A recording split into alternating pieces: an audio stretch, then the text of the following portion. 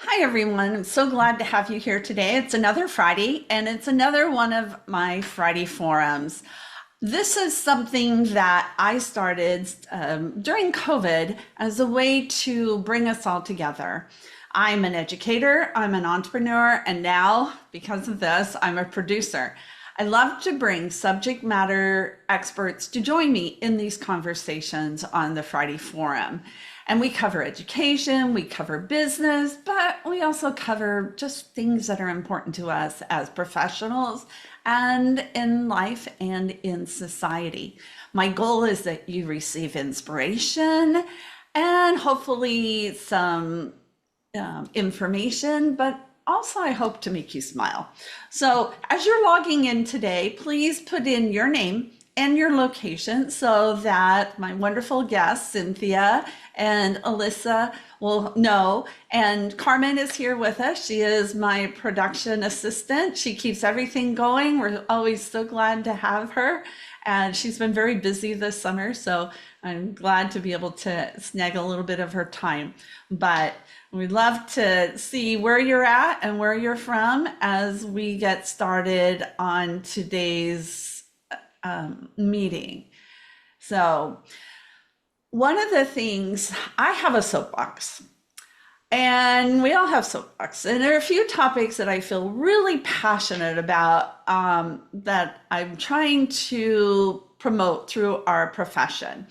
And one of them is that we do more as we work with students and help them navigate through the college landscape, the college admissions landscape. We're doing more than just applications and that college journey. So I was very impressed in the conversations I've had separately over the last few months with some of the approach and thoughts that Cynthia and Elisa have as they work and help students. So I've invited them here. They're both independent educational consultants. And so they have this perspective that they can bring. So welcome, Cynthia. If I could talk today, welcome, Elisa. We're glad Thank to have you. you here today. Thank you. Glad to be here. And you can see we have people. We have Amy from New York. We have Shelley from Colorado, Georgia. It's just so nice to see everybody here from all over the country. And I know that it's a very busy time right now, so I'm really glad to have people here and taking time out to talk about this. So, as people are joining us, what I'd love to do is let's have you introduce yourselves and tell us a little bit about how you became an IC. What is your journey been? Cynthia, let's start with you. Okay. So I'm Cynthia Tognotti. I live in the Bay Area, and my career started in sales. I applied for my first sales job. They said you need more experience. So I'm an autodidact. I don't know if you know what that is, but it's somebody who's self-taught. So I got experience. I read 250 books. I went to every seminar I could afford. And then I started interviewing people and they offered me jobs. And so that's how it all began. 25 years in sales and marketing. I worked for three Fortune 100 companies, was always in the top 1%. And one company, one of my favorites, Boise Cascade, said, "We want you to train the salespeople." And then asked me to train the uh, sales managers. And then I went and made presentations to 36 plant managers about infusing this whole idea of sales into the company. That led me to do executive coaching after that. So I taught CEOs about the sales process so that they could become a sales driven organization. And that is really the foundation of my program because sales, it's not about selling people things, it's about helping people get what they want. And it always, always has to be about benefits. And so one of the things I learned, gosh, my 20s was the importance of not discussing features, but discussing benefits. So everything that I do has to present a benefit to a student and to the family. And then I took some time off, had my kids. I have three children. They're all gifted. Two are what's called twice exceptional. meaning they are gifted, but they have challenges. And I spent 6 years researching because my youngest and oldest, that are 2E kids, everybody said, send them here. No one said anything about my middle child. And so this research revealed that my middle child was off the charts for audio sequential and visual spatial, whereas my other two were visual spatial. So I did so much research in that area. I connected with professionals around the world. And that became a big part of what I do now. And then I went back to school. Cyndy was my favorite professor. I went to the Stanford D School, learned all about design thinking, and had to relearn problem solving. That was a lot of fun. And then was asked to come teach at a design thinking school, a new charter school in the Bay Area. So I taught things like goal setting and alignment, decision making, how to find a school that fits you, how to do a college budget, public speaking. Actually taught quite a bit in public speaking. I've been in Toastmasters since I was 15 because my mother made me. And so as a result, I now, when I opened my doors, I ended up with a practice helping kids become who they want to be. Elisa, go ahead and let's hear from you and what your background is. Thank you. Well, I started as an IEC probably in 2017. I founded Crossroads Mentors, and I help emerging adults make wise college and career decisions that align with their unique design. I love how Cynthia design thinking, that is really, I had done a lot of research on my own about that. And when I worked inside college admissions at a small private university, I loved it.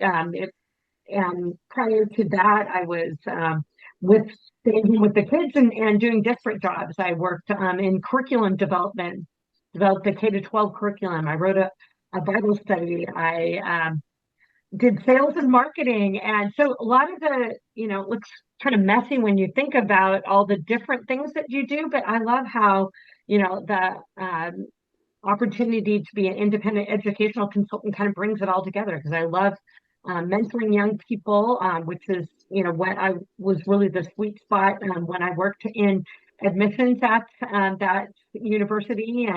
But one thing that I kept consistently finding is that there were so many young people.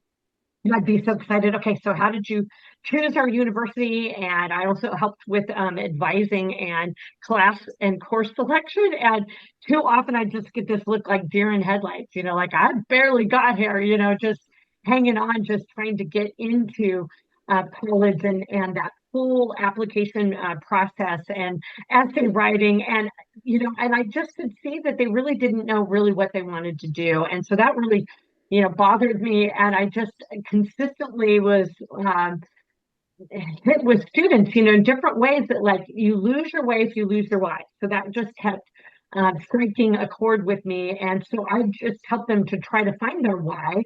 And so, because I knew I watched the students who really had figured out what I would say is kind of their direction, their purpose. And we know there's changes that occur, but, at least had entered college with a direction in mind. I saw that they were the ones that were tuned into opportunities, whether it was an internship or being able to do research with a professor or knew the right clubs to join. The others that, maybe hadn't figured out their why, floundered a little bit. Maybe, as we all know, changing majors is, 60 to 70% change their majors, which can mean, an additional year. And the stakes are really high for college to go in without a purpose and a direction. So from that experience inside and with my own students, similar to Cynthia, it's just, we're as parents, they're all different, right? And so I'm trying to help them. My oldest went to the United States Naval Academy, and the other two, no way did they want to do that. But they had their own journey and had wanted to go to have an experience that was not just, the local school, and because of what they had seen their brother doing. So anyway, all of that, helping students find their why caused me to really investigate ways to help students in that crossroads. Henceforth, Crossroads Mentors was born. Well, and that leads me, thank you. That leads me right into my next question for both of you is what is the name of your company and why did you choose that? So since you just opened that door, go ahead and share tell us a little bit more about the Crossroads Mentor. Mentors, yes, thank you. Well, I think, I actually remember being on a walk with my dog, and that's, like some people, say in the shower, they do their best thinking. I do my best prayer and meditation and, on walks. And as I was having this experience working inside, and I really enjoyed, being a part of admissions and making decisions about students, but this continued to plague me about there's so many students who are lost and how do you help them with that? And I think it was on that walk that I remember being at an intersection and going, oh, you can choose to go this way or that way. And that was really how the name of Crossroads Mentors was birthed. At the same time, the tagline, helping you make wise college and career decisions that align with your unique design. So that's the genesis. So tell us about the mentors part. I think that's also very unique. Yes, mentors, making room for the opportunity to work with other counselors. At this point, I'm still a sole proprietor, although I do have people that help me with the parts that I don't necessarily love about my own business. But interestingly enough, because of searching for an assessment tools, and I looked at probably 10 to help students find their purpose, their direction. Um, Through that process, I became a master consultant in the tool that I use, which is Holistic Design Tools for Career Direct. And through that, there are other certified, counselors that I meet probably with, on a monthly basis. And some of them are using it maybe similar to me in college consulting. I actually know of a few that are, and others maybe career counseling or just mentoring, in different ministry or work environments. So the mentoring is really, coming alongside and encouraging students based on who they are, not what the world says. So what I like to say is I love to give them clarity of their design so that they can have confidence to be who they're meant to be, not what everybody else tells you to do. And then motivation to find your college list that's going to help you realize those dreams and goals. Wow, that's yeah. So that's much more encompassing and it's Mhm. broader than, okay, here's what you're going to do as a senior to get into college.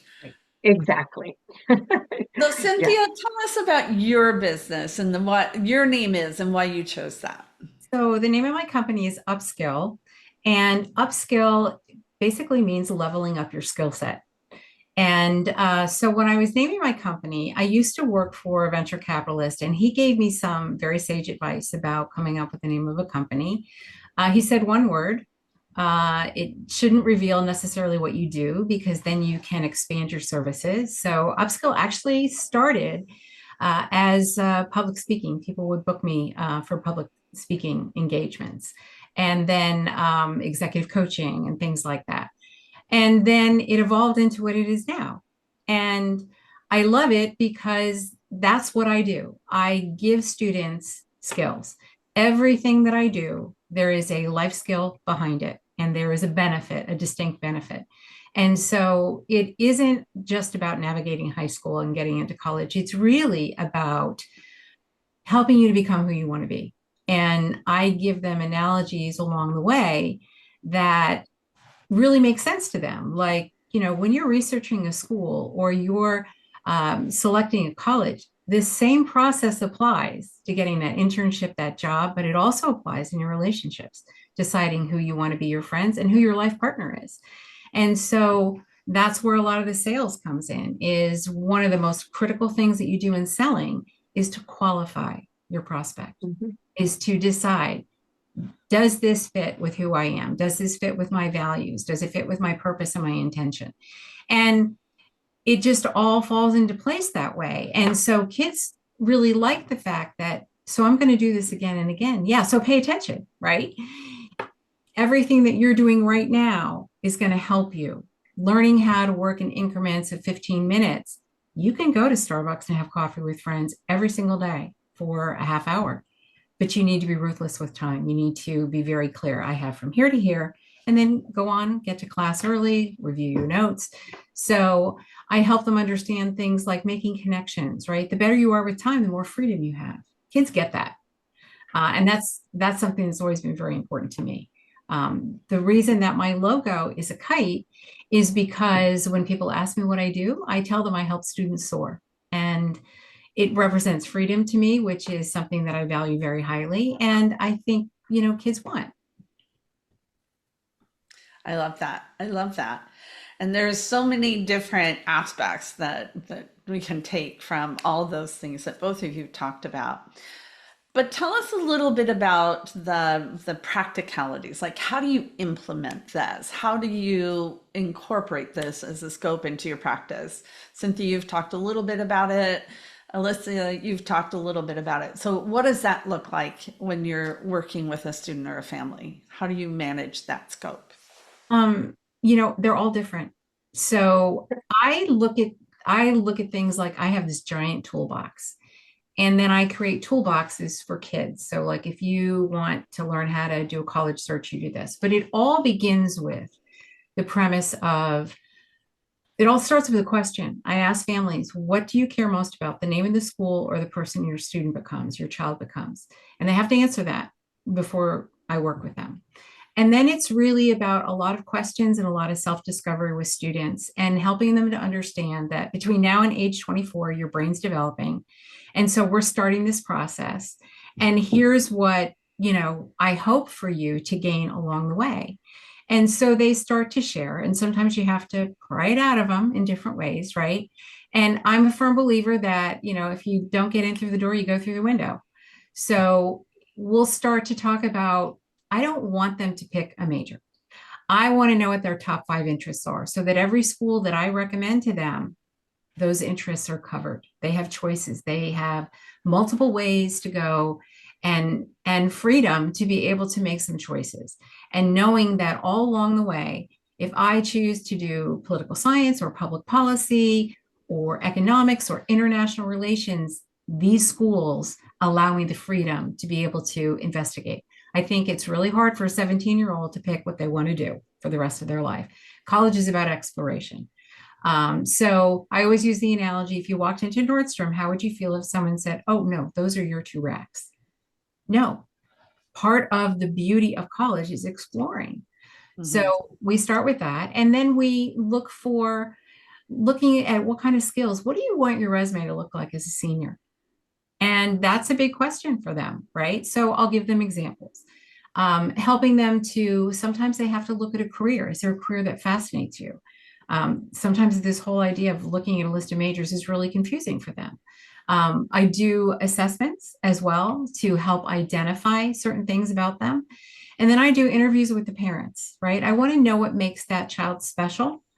And I do this all throughout the time that they're with me. Junior year, we actually do an exercise that I think initially some of the dads thought was like, this is a little strange, but I have them create a poster of what makes their child special. I've been doing it with my own kids since they were little because they went to private school up until high school. And then we take those Post-it notes and we look for patterns. We look for attributes. But the main thing I want them to see is that there's so much more than grades and scores. Kids tend to identify themselves as, I'm a junior, I'm an A student, and oh, here's my scores. So I want them to expand their perspective. I also introduce them to opportunities. Community service is very, very important to me. I have been serving since I was 4. My kids have been serving since they were 4. And I have relationships with about 35 philanthropies in the Bay Area from volunteering. And so I think there's no better way to develop an attitude of gratitude. So we talk about that. And then when we get into the research, it's understanding that it's not just, I'm going to show you how to research very effectively where you can do it in 15 minutes a day. Because if a child or if a student kind of goes down that rabbit hole of they're in the website and all of a sudden they look up and 3 hours have gone by, what are they going to think? I can't do that. I can't do that. I don't have that kind of time. So helping them to understand how to time chunk and how to work in increments of 15 minutes has been a game changer. My students tell me when they get to college, I am having coffee for a half hour. I go to a party for an hour and a half. My daughter, she walked for 15 minutes every night, 5 minutes to get there, 15 minutes. She's like, if we want to talk, we talk after 11. And she said it took her 3 weeks to get it down, but her body knew when it was 5 minutes to 9. So helping kids to have tools that can help them manage things, not just now, but for the rest of their life. Then we talk about things like building your applicant profile. And this is a big part. So many kids just sign up for things because their friends do it. And I am a firm believer that it should be intentional. It should be aligned with what you really value. And, going into it, I'm not expecting that they know what that is. And so we talk about it and we do a check-in periodically. So here's what you told me as a freshman, or here's what you told me as a sophomore. Does that still ring true? What's changed for you? So I'm a big believer that you have to check in and have these real conversations along the way. And then once we get into the list, then it becomes, okay, we have to do a reality check with not just with you, with mom and dad.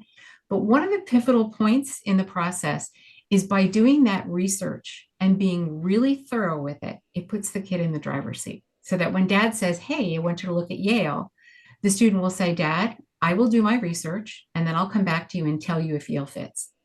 And at that point, parents are like, yes. I get phone calls. Yes, they're in the driver's seat. You told me it was going to happen. I just can't believe it actually happened. And then, they have that compelling reason, because there needs to be a reason why that school is on your list. Yesterday I had a student who's got a list, and the number one school, I said, that's kind of curious because UCLA doesn't have any of the things that you want, that you told me that you wanted. I know, but I love it and this and that. And I'm like, okay, so tell me what you love about it. And everything that he identified was available to other schools and so much more at other schools. And so we had a conversation about that. And he said, I don't know why it's on the list now.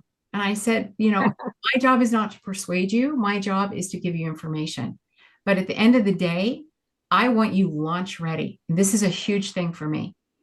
My kids, when they go for orientation to college and they get pulled out to register for classes and that dean slides a piece of paper across the table, my kids slide it back. I have taught them you're going to negotiate your education. And I was blessed to see my daughter do this at Purdue. She met with the dean. He slid a piece of paper across the table. She said, nope, we're going to talk about it. And she went down, she had compared curriculum. She went down the list and said, no, I don't want to do that, but I do want to do this. And I already have this. So do I really need to take that over? And he sat back and he said, I've been doing this for almost 25 years and I have never had a kid design their education in front of me. He said, I absolutely love it. Well, guess what? He became her mentor. He would reach out to her on his own and check in with her because she got exactly what she wanted. And I loved it because I knew that she was going to love whatever she was doing. So, I think it's important you have to step back sometimes and help people connect the dots. This isn't just about college. This is about becoming who you want to be and pairing you up with a school. You're not just going there to work. You're going there to live. If you have anxiety, New York City is probably not the place for you, right? So I try to get them to identify what you really love. Let's find the gold standard for you. And let me go find other schools that can offer that gold standard. And so once we get through that, and talking about, I do a big presentation for families and I give them the dose of reality. I analyze their transcript in front of them. I talk about opportunities. I talk about the opportunities for schools that are the best fit and the best chances for admission. And then I talk about, if you want to level it up, here's what you have to do. And so they have a whole year in which to do that. And then, once we get to the stage of writing essays, that's a lot of fun because they go back and they take all that data that they pulled. I have them do a pro-con list along the way because that pro-con list gets handed to dad. Dad's all about the money and they can plug in the offers. But when they go to make the decision, They're like, I don't know who to pick. I'm like, let's go back to that pro-con list. Let's put a different lens on it. Okay. Now let's look at job placement. Now let's look at how many kids are happy there. And these are based on interviews. There are certain people that will do that. And let's model it out, right? Teaching them how to make a decision, right? They're going to remember that for the rest of their life.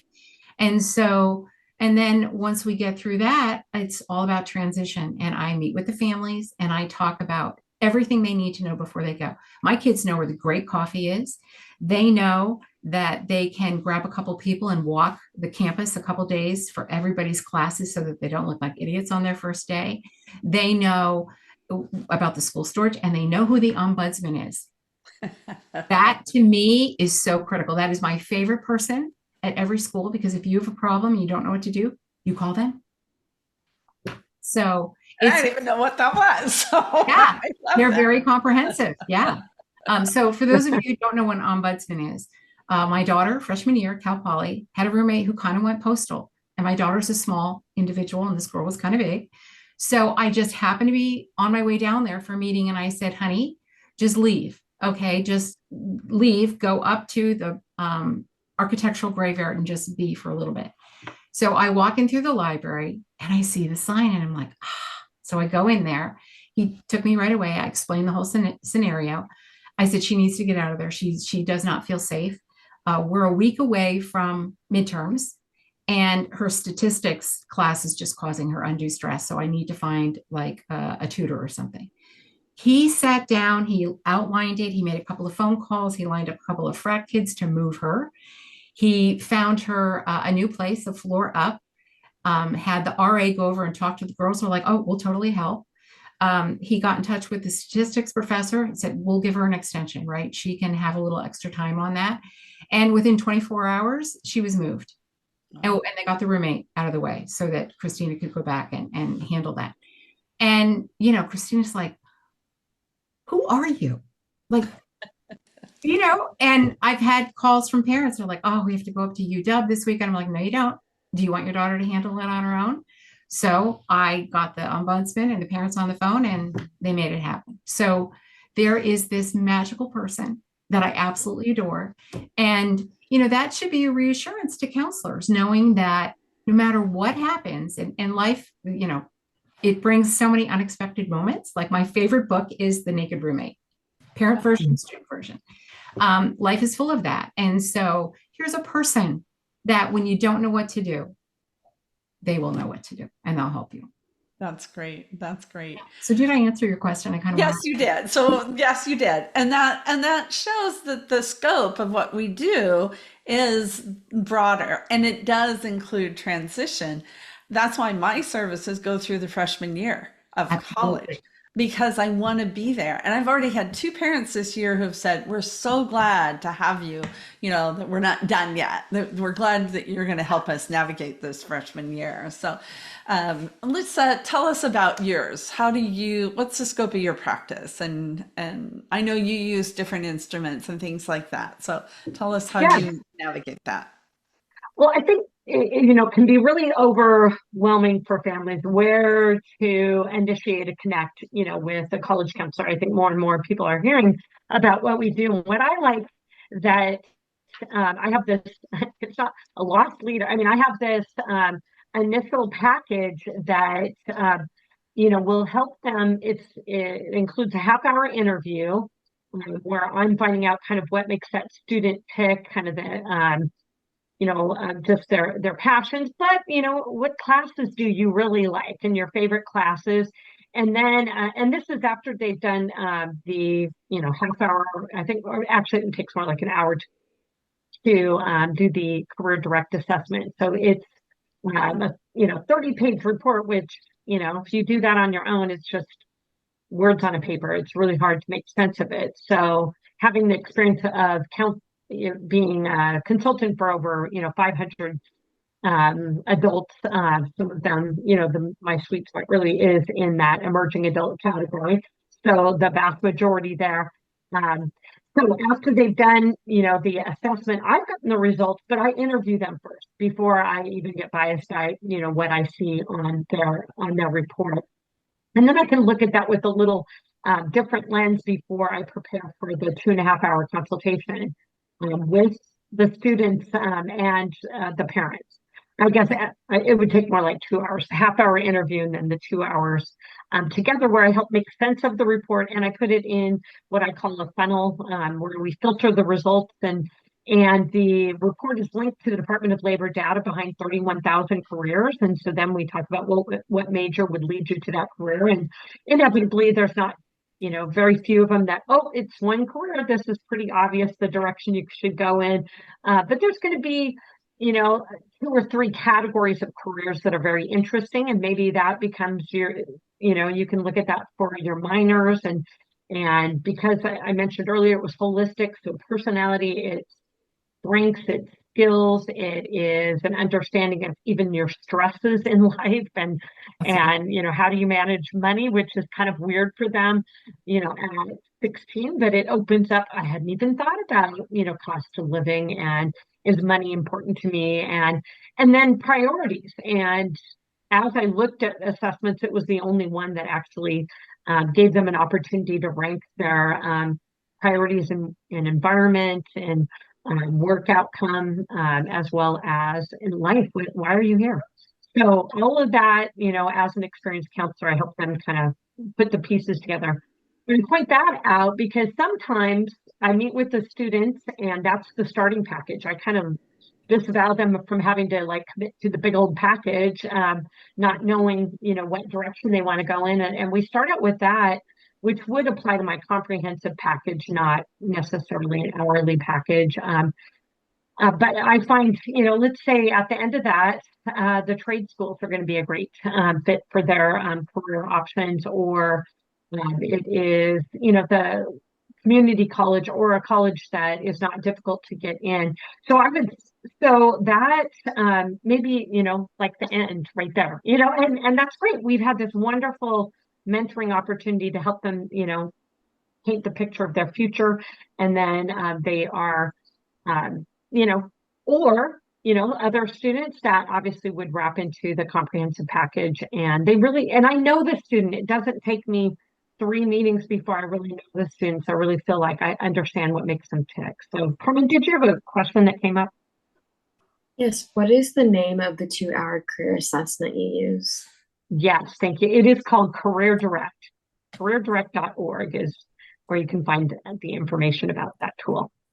And there's a certification that you can do with that. And they're absolutely a younger version, right? So tell us a little bit more about that. Yeah, I'm actually they just released because we often get the middle schooler and the family that's inquiring early. And there's a brand new tool that it will be released called Yes Consultant. So I am starting on the training. I'm in the pilot group going through the training. And it's been, I would say I'm actually one of the first consultant groups going through it. And that starts later this month. So I've always wanted something for the younger student because I don't want to do Career Direct until they can know what their potential priorities are. And so I don't do that until about 15 and a half, 16. So I'm excited to add a new tool, which would be a great, appetizer entry into, the pipeline and hopefully establishing a long-term relationship with that family. Mm-hmm.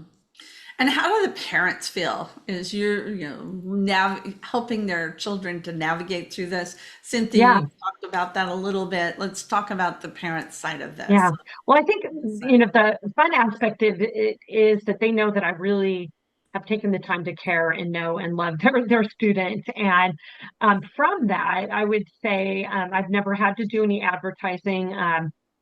Because they sense, that I really get their student and they're helping them to think of things that, maybe the families in their peer groups haven't talked about. They're talking about how do you get into UCLA, or, they're not necessarily talking about who, their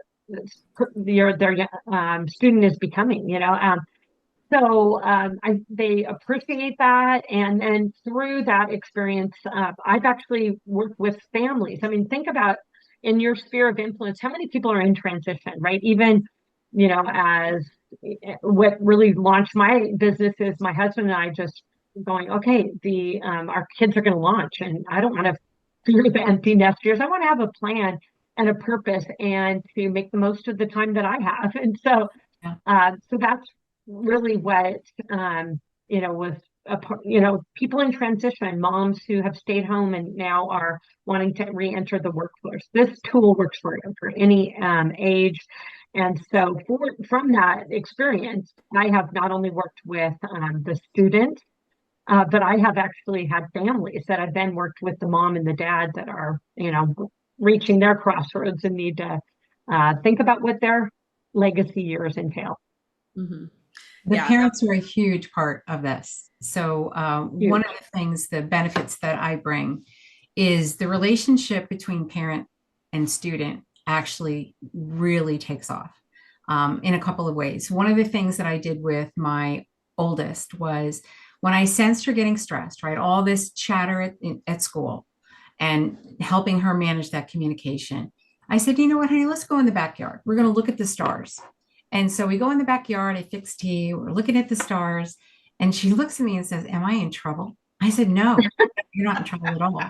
I said, it occurred to me, we've talked about college so much that maybe you want to talk about alternatives. Maybe you want to talk about different directions. And she goes, well, like what? And so I presented a whole slew of things, everything from doing a gap year to the Peace Corps to, I didn't really present community college, but had the conversation gone in a direction that I thought that would have made sense, it would have been fine.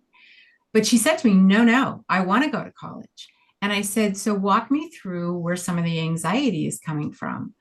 And so she shared with me, trying to decide size of school, this and that. And there was one school that stood out to her, and it was the one. And so I said to her, okay, so you want to keep moving ahead? She said, yeah. So I said, you know what, let me just share with you a story from when I went to college. So I said, I went to college, I started in medicine, and I switched to political science, history, and economics. I did doubles and a minor in econ. And I said, and I had to pick my courses. And I took this, I'm in the bookstore and I see this tiny little book, and it was for the logic class. I'm like, oh, I'll take that class. That'll be an easy A. Well, I got a D.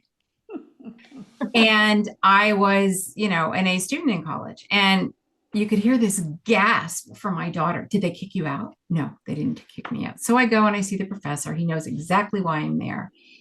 And I said, I'm so stunned. Like, little book. He goes, everyone says that. So he said, here's what I want you to do. Go home for the summer, come back, take my class again. And if you ace it, I'm just going to drop the D. So that's what happened. And I realized that so much of what we present to our kids is, that we got everything together, right? When I wrote my book, I used to say to my kids, do a rough draft. Michael goes, Mom, you spit out a book. I thought, oh my God, he doesn't see. So I opened up a file, literally cabinet, and pulled out stack of paper. And I go, look at all the red. This is from my editor. He said, I never saw that. I said, no, because I did it while you were at school. I didn't want you to see me working on this so that I could be available to you. So sharing stories with your kids, first of all, they want to know about you. They're fascinated by you. They want to hear how you met mom, blah, all that stuff. So we started doing this Wednesday night thing, and I encourage parents to do it. You need to shut off your phone. You need to be available, emotionally available to your kids. And so Wednesday night, first one, am I in trouble? Second one, not sure. Third one, hey, it's 7:00. Come on, let's go. And as a result of that, there was a trust that was built on a whole new level with my daughter. And I also tell kids, when you get to college, don't do the Sunday night call, right? Sunday night is reconnect night with people on the hall. Instead, call them on your way to class. And so I would talk to my kids pretty much, I'd say my girls, if not every day, every other day. My son, a little bit different. Sometimes I can hunt him down. But it created this amazing relationship with my kids. They love to hang out with us. And, I talk about things like, when they walk in the room, light up. Don't immediately go, how much homework do you have? Blah, blah, blah, blah, blah. Focus on them, because you will never look back and say, I wish I asked that question more often, right? You will look back and say, I wish I got to know my kids better. So a lot of what I do is getting parents in the process without letting them hijack it, right? Right. And if a student's doing the research really well and they're in the driver's seat, they can't hijack it. So, but what parents say to me is, wow. And then I talk about what happens this summer, well, junior year, but really the summer between junior year and senior year. Kids get to know themselves writing those essays. I'm already getting conversations with parents about, wow, I can't believe that he wrote that. Like, I had no idea. Yeah. Prepare to be delighted, prepare to be amazed. And by the time August comes around, you will be asking each other, when is he leaving? Right? It's supposed to work that way. And so a lot of this comes from being a parent, but a lot of it comes from observing kids. And just, I think we're translators in so many ways, right? As a school counselor, you can help parents see and anticipate. They will do stuff that you think is weird. They're supposed to. They will push. That's their job. Your job is to show them where the boundary is. High school is the bridge to get to college. College is where you work the kinks out. And I want my kids to graduate. And if they feel ready to go, to be launch ready. If they don't feel ready to go, and I do have these conversations, go work for the school you're about to graduate from. It's a great job. Meet kids, if you just don't feel like you're quite ready emotionally. You may have all the knowledge that you need, and you may know exactly the business etiquette and all that, but you may not feel ready. You have an alternative. Go work for the college that you just graduated from. So parents are a big part of this. Siblings, that poster that I talked about earlier, get your sibling to put something up there about, what you see in your brother or your sister. I tell kids, make sure that you make time for your sibling when you're at college. Zoom with them, because they're going to miss you. And if they're the last one at home, guess what? All eyes are on them. So they're going to need their big brother or big sister. So I view this as a family affair. I tell kids, don't share your list. My kids didn't. And kids are like, well, how do you do that? I'm like, have them pull out their phone, tell them that you'd like to go out on May 2nd, day after decision day, at least maybe not this year, but hopefully next year. And that you can't wait to celebrate with them where you're all going. But you want to keep it a family affair. There is too much of this at school, right? Step away from that. I always tell people there's two sandboxes, one where the people you love who get you, your pet, all that stuff. And the other one is where you feel anxious. And when you feel those feelings come up, look at your watch, your phone, and say, oh, I need to go ask a professor about this, right? And just remove yourself from it. And kids are always amazed, like, I can do that? Yes. They have so little choice in their mind. So if you can show them ways that they can have choice and have strategies to deflect stress or to find a better way to do something, they're going to be more college ready. Absolutely. And I love how you've emphasized that it's a family affair. And I think that a lot of times that aspect is not accentuated as much as it can be or should be. I know with a lot of families that I work with, because so many of them are first generation, it's a new experience for them too. Even though it's the child going to college, the parents and the family are sending them there. And the sibling is just such an important aspect of it too. I love that idea. Elisa, what about from your perspective? What else have you seen from the parent side? Yeah, I think, see them as allies, not, and yes, we want the student to be in the driver's seat, but I make sure, everything that we're doing, the parents are included, copied on, the conversations that we've had, and we have certainly progress reports we check in. I think what I find is interesting is, I love a lot of the techniques that Cynthia is talking about to just build their relationship. And a lot of the reason that they are reaching out for a college counselor is, to alleviate that stress at home. They don't want to be the heavy. Sometimes you have to kind of remind them, remember that's, what you hired me to do when all of a sudden you get that email that's just panicked and, that things that they're not doing enough or whatever. It's just, are you and we have to think about this in raising our kids too. It's just the culture of no, because you've got the homework to do and you've got your AP test coming out, so are we really enjoying, our time that we have together? Because it does go by very quickly.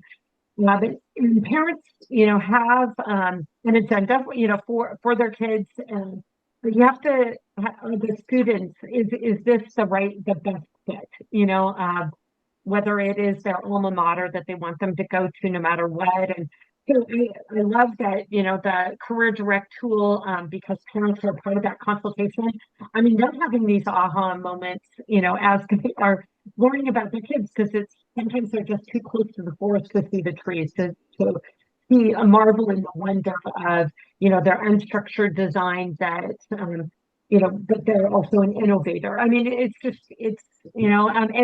to paint that as a strength.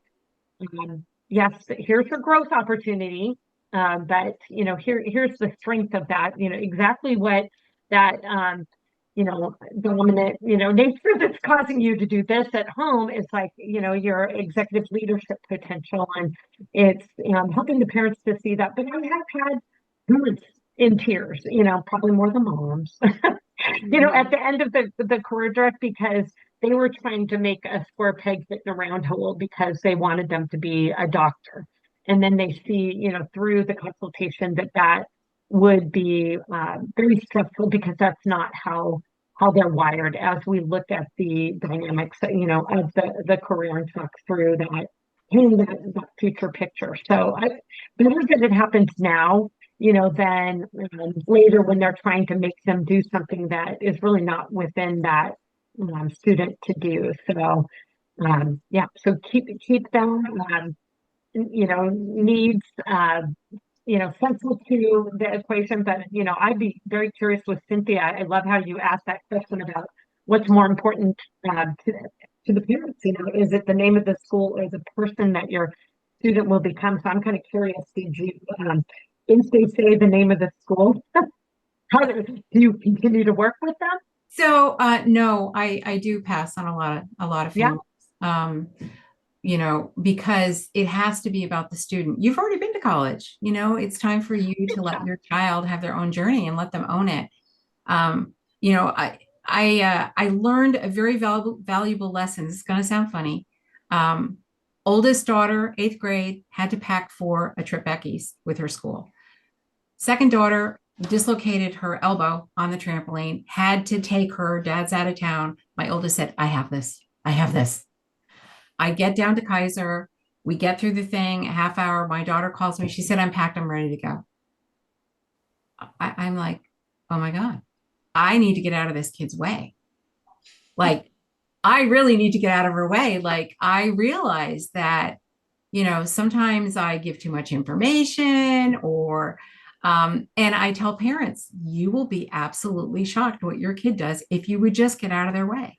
Yeah. And, when it came down to the youngest, sometimes parents are tired by the time the youngest comes around. Mm-hmm. I was not. And my son said to me, Mom, that whole thing about getting out of your kid's way? Yeah, you need to do that. I'm like, yeah, right. Yeah, I can do that. Right.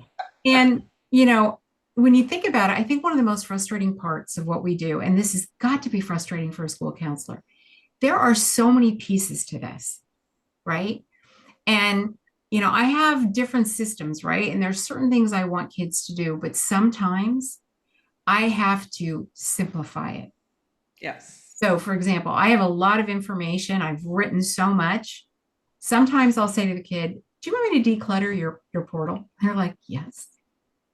And I go through and I'm like, you tell me what folders you want on there. And we might go from 20 down to 3. Okay, we'll do that. I'm going to take my suggested list off so that when you see your portal, you can focus. And, they'll say, thank you for doing that. And then, I always tell parents, if your child is having a stressful week or something like that, I need you to let me know, especially if I'm meeting with them that week, because I have to be sensitive to that. So I'll tell you what has happened in the last 4 years. Kids are stressed. They're anxious. when a kid is overwhelmed and I can see it in their eyes, I'm like, let's not talk about college today. Talk to me. Mhm.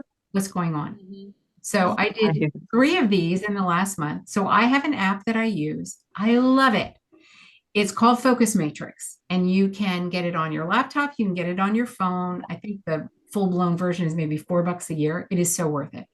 And what it does is it teaches you, well, it allows you to get what's in here onto paper. So there's a big gray box, and I can stretch the box to be really big. So the first time this girl saw it, she said, "That's a little box. I'm going to brain dump in that box." So I stretched it. She goes, "Oh, okay."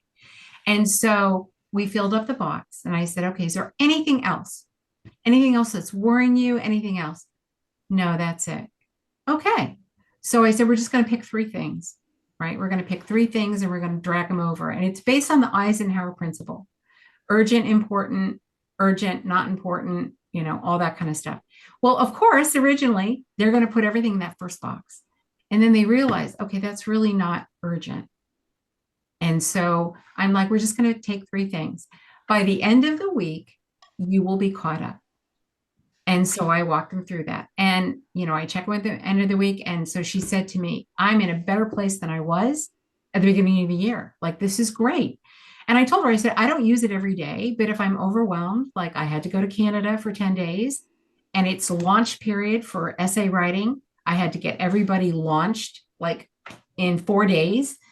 And so I use this tool, and it's absolutely invaluable because not only is the college admissions process a lot of parts, but life is a lot of parts. And if we don't teach kids how to prioritize, Right. we're in trouble, right? So that has been an invaluable tool. And then I have like a 2-page write up on it. And I talk to the parents about it, and they're like, "Oh my God, I need this." Right. And so we'll talk with them about it. But it's really about helping kids become this launch ready person. I do not like surprises. And this is why I make sure my kids, you need to know where the good coffee is. You need to know where the ombudsman is, right? I have to know before I go. And so I make sure that they know before they go. Um, so there's a lot of tools that you can use. And I think as a counselor in a school, that's got to be hard because you're counseling to 450 people, right? I Right. work with a lot of high schools, and I help them do that piece. I have done the senior transition for a lot of schools because I can see how hard this is for them, and they don't have the tools that I have. So I worked with one high school in particular, and so I do their transition seminar. But and I let them know I'm here as a resource, right? I've been busy since day one. I don't advertise. All my business is 100% referrals. But I have a talk that I really want to give to the high schools that I'm getting ready to contact people about, because it concerns me to see the anxiousness of these students. This is not a good thing. And we need to address that. Otherwise, we're going to end up with, anxious people running the country, right? I mean, Yeah, I we agree. have to give them perspective.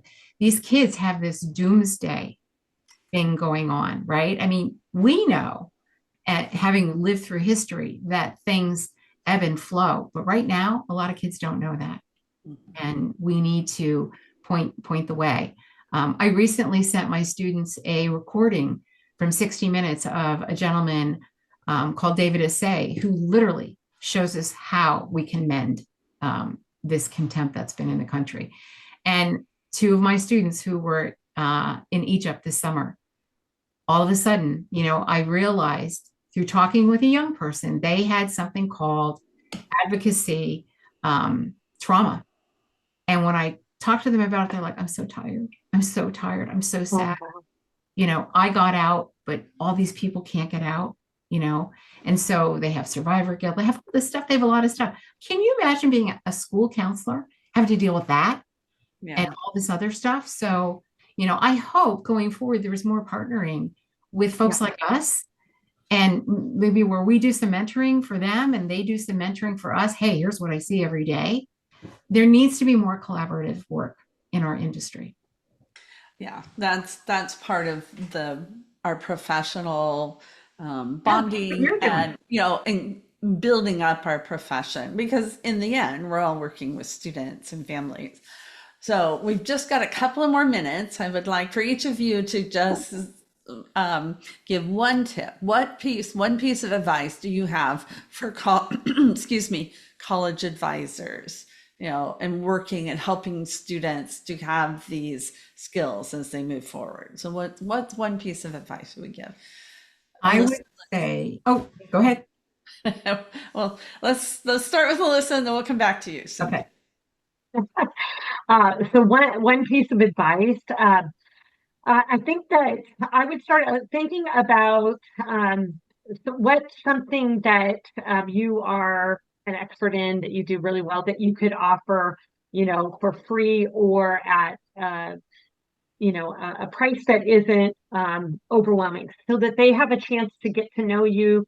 And then, I make sure, I do use my assessment for that, because I want the students to grow in self-awareness. And so I think that's just, vital. Whatever their direction is, I'm good with all of that. They don't just have to, success doesn't equate to you have to go to college. So I think we need to be okay with, let's do our job of helping the next generation be whole and healthy, and have a fulfilling purpose, and to have hope. Amen, Cynthia. That's what you talked about. So think about what it is that you could offer that would help that student to grow in self-awareness, and I think that'll be a great win.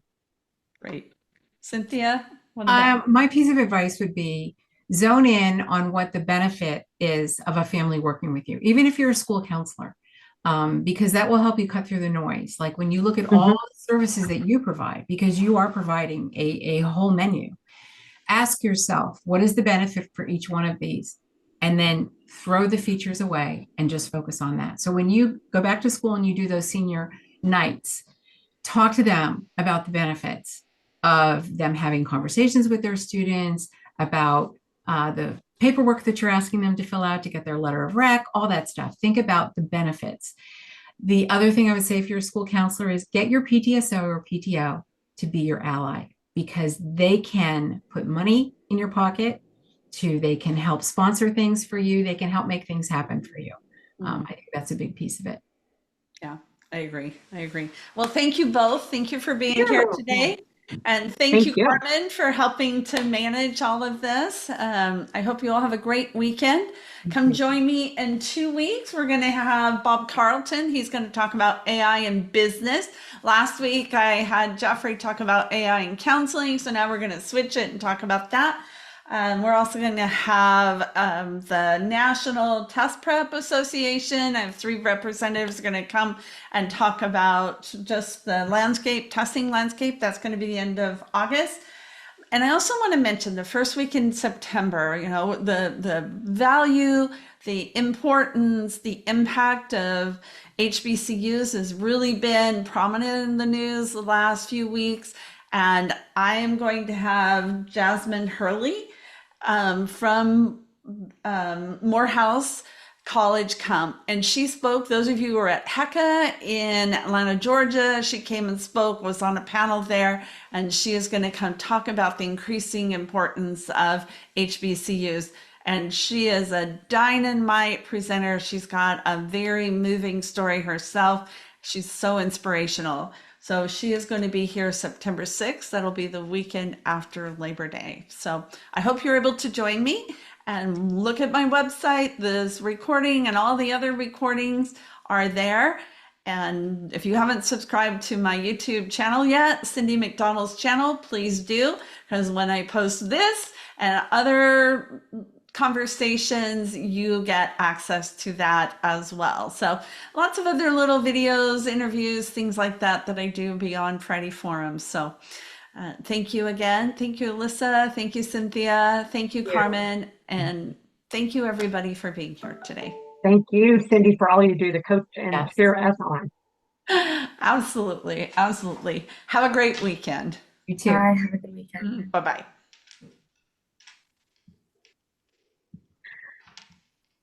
All right, there we go.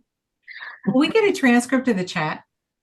Yeah, you can get you can get a copy.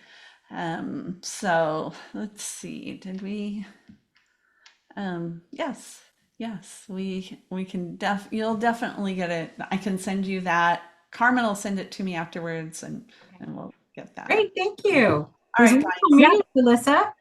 Oh, Or it was so fun to meet you as well. I'm looking forward to delving into more and just thinking through. We learn something new every day. Isn't it great? Thank you. I think these Friday forums are just Oh, vital. You can be out, just hanging out there on your own and no, thinking you're doing, but, serving your families. It's really fun to think of new ways. So thank you for planting some new seeds. oh, well, thank you both for being willing to come on and share, your perspectives. And I think the more we do that from all our different perspectives, that's one thing that's exciting in our profession is there's not just one way to do it. oh yeah, there's so many. And we can create and use that, our own creativity, our own background, our own experience, all of that, and bring that in. And it will connect with certain families, not all families, and that's okay. So, yeah, Mhm. it's pretty That's right. exciting. All right, guys, thanks a lot. I'll talk to you soon. Thank you. Have a wonderful weekend. Nice to Yes. meet you. All right, bye Bye. bye. Bye bye. Thank you.